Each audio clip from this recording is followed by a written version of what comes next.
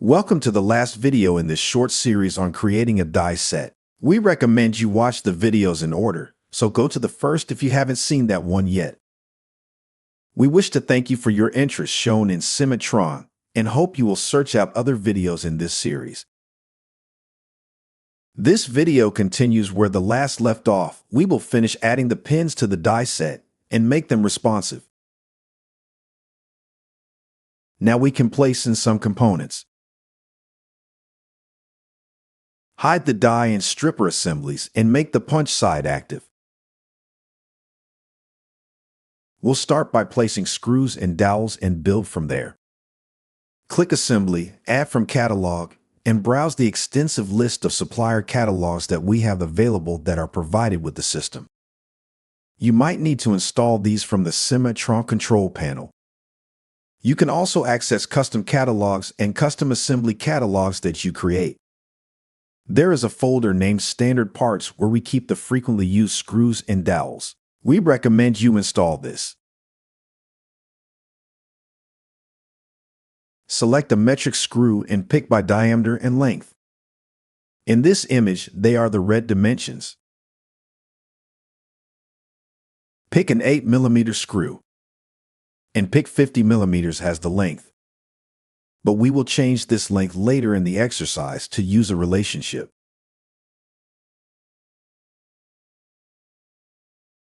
We will place these screws on the face of the punch plate, so zoom into the plate for a better view.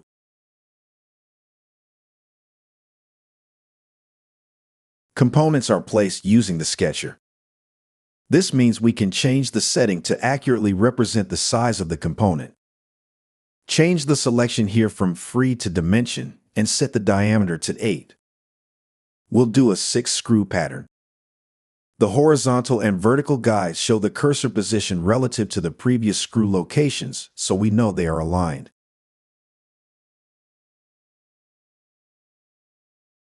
To position the screws on the plate, pick the outer edges as the references. Dimension the screws from the corners as opposed to from the center. This is to maintain the position of the screws in the corner if the plate size changes. Choose a simple value, such as 25.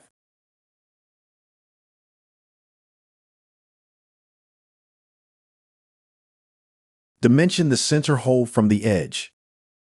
Later, we will make it a relationship to the side of the plate.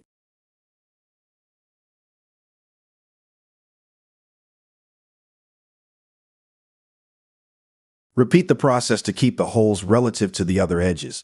The pink dot in the center of the screw is telling you that it is located correctly.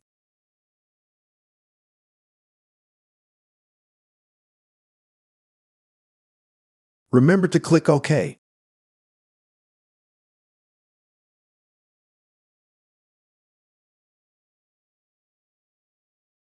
We talked about the aim of controlling dimensions with relationships, so let's link that dimension to something in setup. It needs to be half of the die steel length, so add that formula in there. If it is difficult to read, you can stretch the window wider. Type in the set of parentheses to enclose that value and divide it by 2.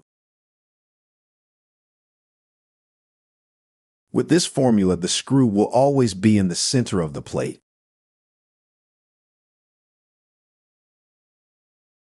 Click OK, and now let's make sure the screw is the correct length. Double-click the screw. Find the length value, and click to show the dimension dialog. We can build the formula to control that length here by clicking the formula button.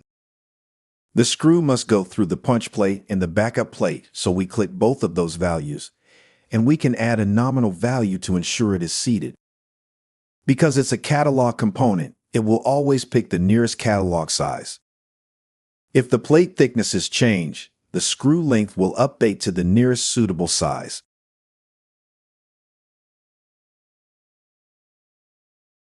Let's add a dowel pin from our catalog. We place it using the same method. Find a diameter and pick a temporary length, because I will create a relationship for this too.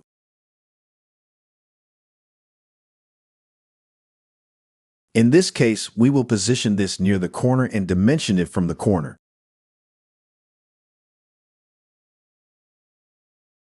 Select the main plate and place 2 of them near the corner screws. Place them roughly where we want them, and then we can adjust the positioning.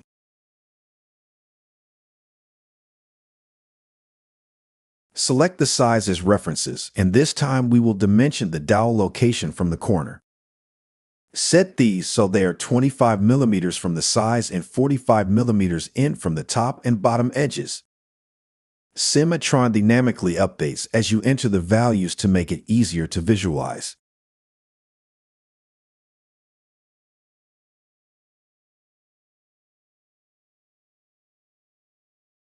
When all the dimensions are added, rotate the part to check they are what you want.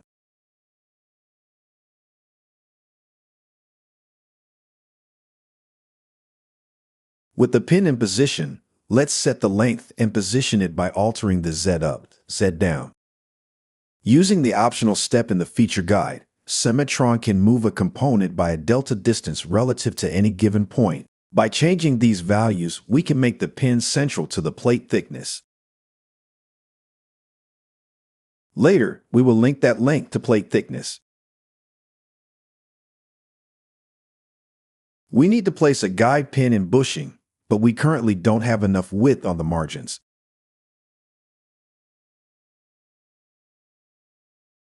Because we are confident in the formulas we have created, we can open the setup and change those margins we have set. Make them 150 millimeters. I need space at the end too, so let's update the strip start, which controls the margin on the length. Make that 100 millimeters. Now we will add the guide pins. Here are all the catalogs from our different suppliers. I'll pick a standard component and we can start with our guide pins.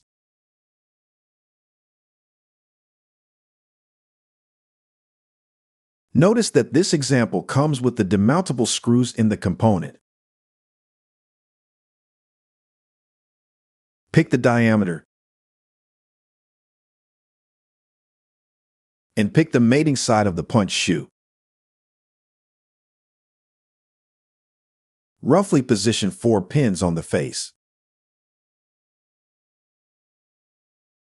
The horizontal and vertical guides help you keep things lined up.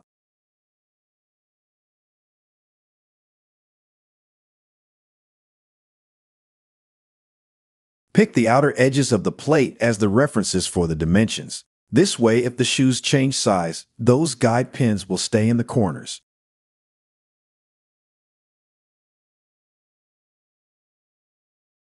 Added dimension.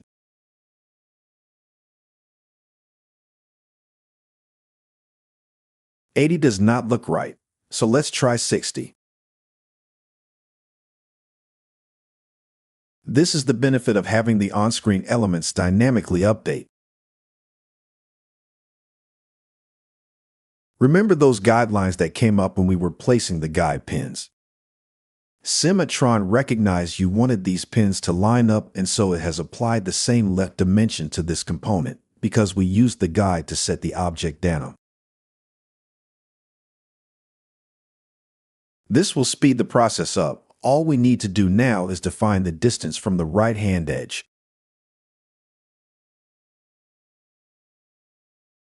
But what if we want one of them to be offset? Let's move the upper left pin.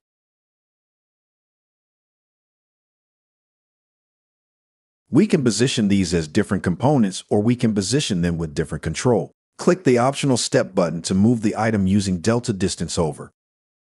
But notice it's moving both of these on the left, because the constraint is binding them. We need to ungroup these by going from group control to individual control. Now we can pick that single guide pin and move that over. You can drag it or type in the value that you want. We'll move it over 10 millimeters and click OK. Cimatron positions the component, and it creates the holes for the screws and the guide pin.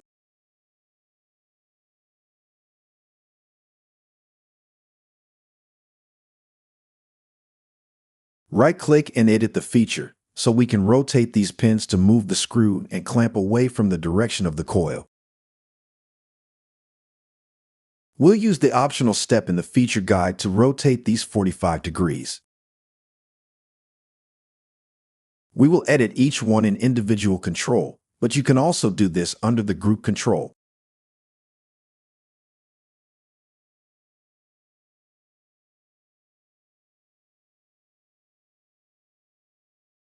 Notice the cuts all updated and moved to the correct position.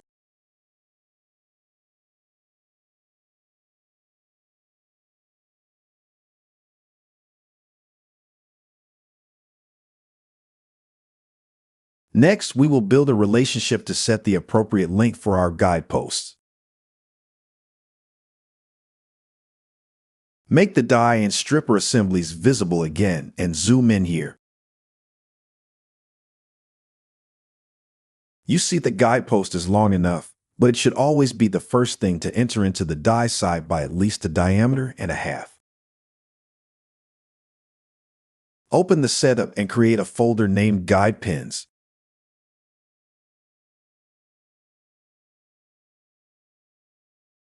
Create variables to control the diameter and the length.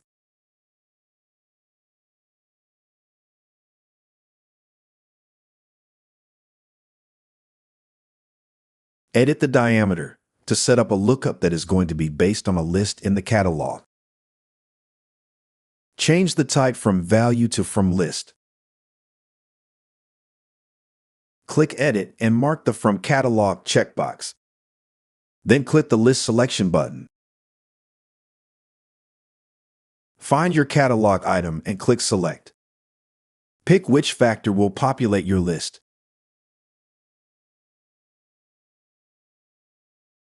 We now know this component can be ordered at that particular diameter. Now that is in setup, we can link to it from the model.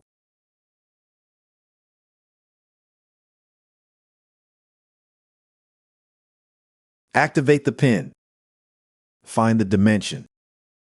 Open the setup table from the dialog. And pick my value from the Guide Pin section. Click OK and you can see they all updated.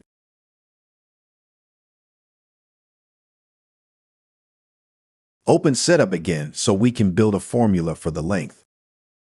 This needs to be the height of all the different components. So we need the plates, punch backup, the closed gap, stripper plates, and coil thickness. By linking these values in a formula, we know the pin will be the correct length if any of these values change.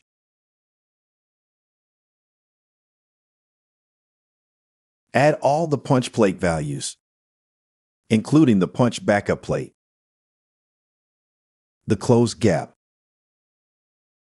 the stripper plate thicknesses, and the coil thickness individually to the formula field with a plus symbol between each one.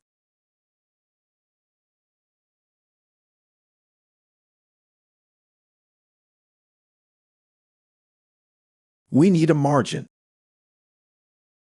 So to keep everything responsive, we will add that to the formula. Add plus 1.5 times the diameter of the guide pin in parentheses at the end of the formula.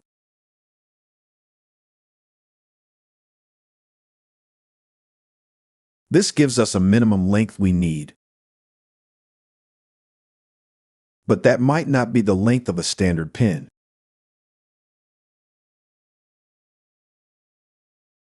So we can effectively look up the nearest viable value using the By List option.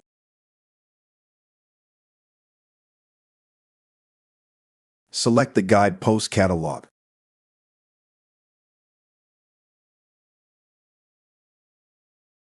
Select the factor to use. We know it's not the diameter, but is L the length I want? Let's check in this catalog. When you create your own custom catalog, it is important to also create these reference images. The preview image shows F1 is the actual factor that we need. Let's select F1 and click OK.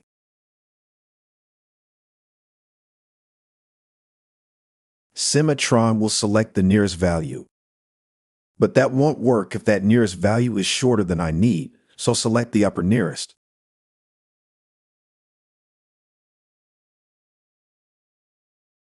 Click OK.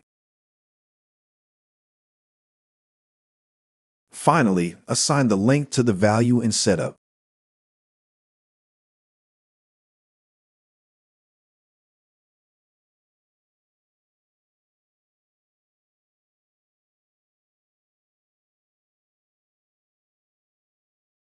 We could go further, such as we can make the plate thickness drive the diameter of your bushing. Open Setup and find the guide pin diameter, and let's make this a formula.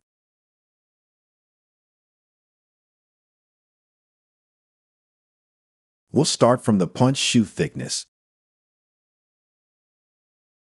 Let's set it up so that this value is rounded to the diameter of the pin. So round by list.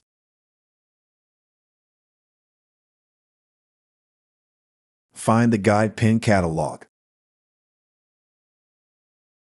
and use the diameter.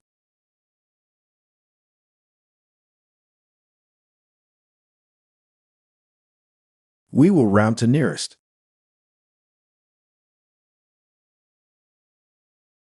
Click OK.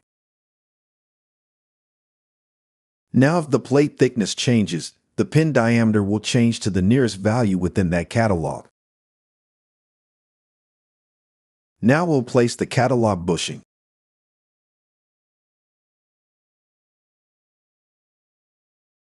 Make the die side active and select Assembly Add from Catalog and browse to the catalog of demountable bushings.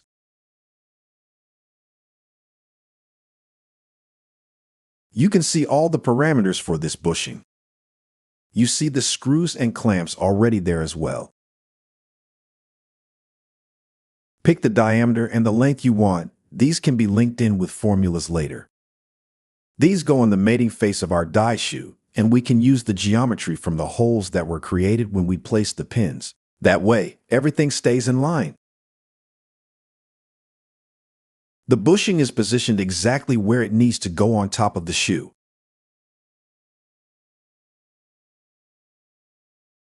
From there, we can adjust the position. Remember, we want to rotate those so that the screw holes and clamps are not in line with the coil. Notice that on this occasion we used group control and all the bushings rotated simultaneously.